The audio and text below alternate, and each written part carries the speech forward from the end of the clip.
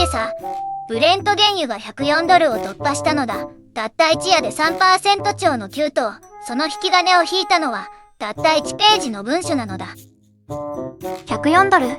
イランとアメリカの交渉が進んでいたはずじゃ。1ページの文書って、一体何が書いてあったんですか？今日はこの1ページ文書の中身と交渉が決裂した本当の理由、そして原油104ドルが日本の食費をどう直撃するか、全部暴くのだ。最後には5月末という期限の意味もわかるのだ。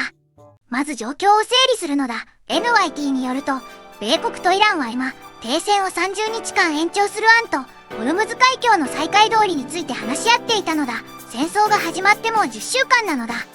10週間ですか。それって10週間、ホルムズ海峡がほぼ機能していない状態が続いているっていうことですよね。なぜ10週も解決できないんですか？それはね、双方が全く別のゴールを持って交渉しているからなのだ。米国とイスラエルが求めているのは核プログラムの完全廃棄。イランが求めているのは制裁解除と安全保障の保障。この2つは根本的に噛み合っていないのだ。ネタニヤフ首相は日曜の CBS のインタビューでこう言ったのだ。まだ終わっていない。イランには核物質もノースク施設も弾道ミサイルも残っている。それを全部取り除かなければならないと。さらにどうやって取り除くのかという問いに対して言って取り出せばいいと断言したのだ。言って取り出せばいいって、それって軍事行動を続ける宣言じゃないですか。停戦交渉してる最中にそれを言うのは和平を本気で求めていないってことですよね。鋭いのだ。実はここがこの交渉の一番のねじれなのだ。トランプは交渉は僕の責任であって他の誰のものでもないとアクシオスに語っているのだ。つまり表向きはイスラエルを抑えようとしているポーズを取りながら、実際にはネタニヤフといい感じの電話をしていて、核廃棄という強行条件は変えていないのだ。これ、交渉の形だけ続けてるってことですか？なんか、サッカーで、俺は審判じゃないと言いながら試合に口出しまくるコーチみたいな感じですね。では問題の1ページ文書の中身なのだ。イランのタスニム通信が報じた内容によると、イランの回答には5つの要求が含まれていたのだ。第1に、戦争と海上封鎖の即時終結。第2に、石油販売に関する米財務省の制裁を30日以内に解除。第3に、凍結資産の解放。第4に、前線線での戦闘停止。そして第5に、ホルムズ海峡に対するイランの管理権の承認なのだ。ホルムズ海峡の管理権承認って、これは絶対に米国が飲めないやつじゃないですか。世界の原油の 20% が通る海峡をイランが仕切るって、米国からすればありえない要求ですよね。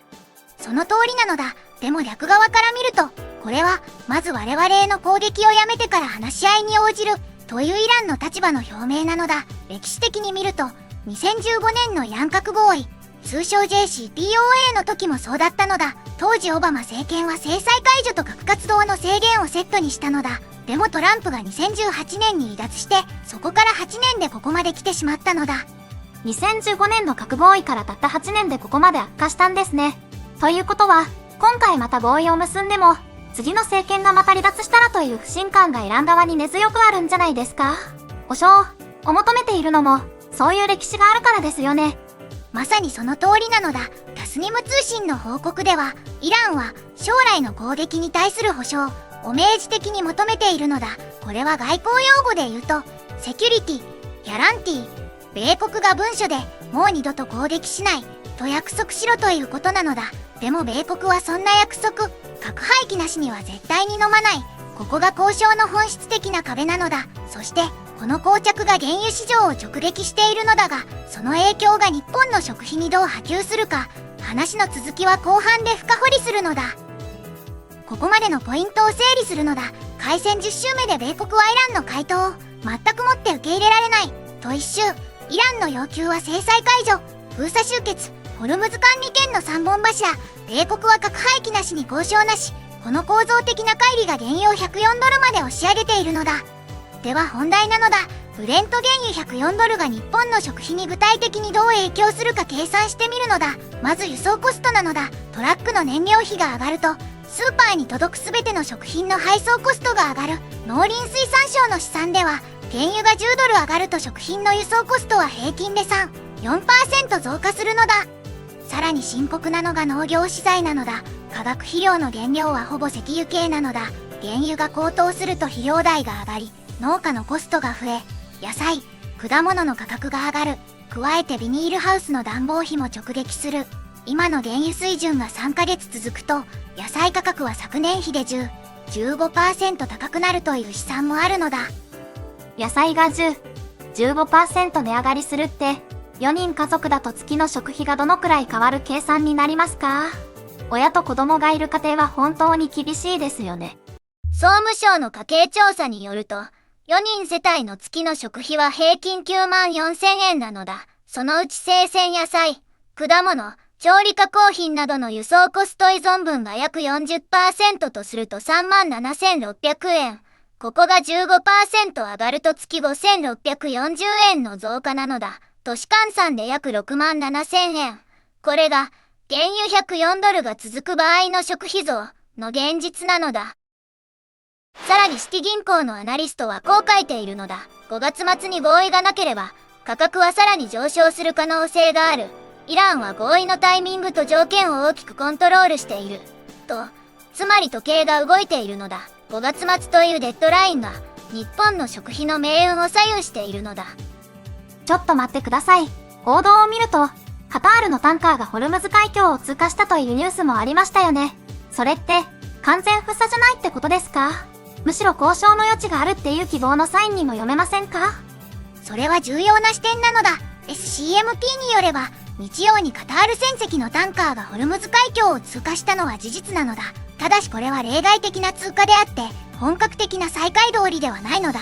カタールはイランと比較的良好な関係を持つ国なのだ。アナロジーで言うと、完全封鎖された高速道路に、地元の顔なじみだけが脇道を通してもらったようなものなのだ。一般通行の再開とは全く別の話なのだ。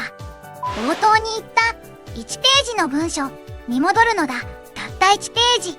そこには5つの要求が書かれていて、トランプはそれを TOTALLYUNACCETTABLE と叫んだのだ。でも僕が見立てるに、この文書は交渉の終わりじゃなく、本当の交渉の開始点の合図だと思うのだ。問題は、その開始点がいつになるかなのだ。では最後にシナリオを整理するのだ。シナリオ A、5月末までに合意が成立した場合、ホルムズ海峡が再開通し、原油は80、90ドル台に下落、日本の食費増は月2000、3000円程度に抑えられる可能性があるのだ。シナリオ B、合意が6月以降にずれ込んだ場合、シティ銀行の予測通り原油は110ドルを目指す可能性があり、食費増は月8000円に迫るのだ。今の交渉の膠着を見ると、正直に言うと、僕はシナリオ B に近い展開を覚悟しているのだ。シナリオ B の場合、私たちにできることってありますか？食費8000円増は家計にかなり響きます。先輩の個人的な見解、聞かせてもらえますか？僕の個人的な見解を言うのだ。今すぐできる最善は、食費の中で国産、旬の野菜の比率を上げることなのだ。輸送コストの影響を受けにくい地産地消しが、このインフレから身を守る一番シンプルな方法なのだ。それと、今月の食費の領収書を意識してみておいてほしいのだ。1ヶ月後に答え合わせをするのだ。6月末に、シナリオ A と B のどちらになったか、コメント欄で一緒に確認しようなのだ。明日はトランプが習近平と北京で会談する予定なのだ。そこでイラン問題をどう扱うか、続報をお届けするのだ。チャンネル登録と高評価で待っていてほしいのだ。また明日、なのだ。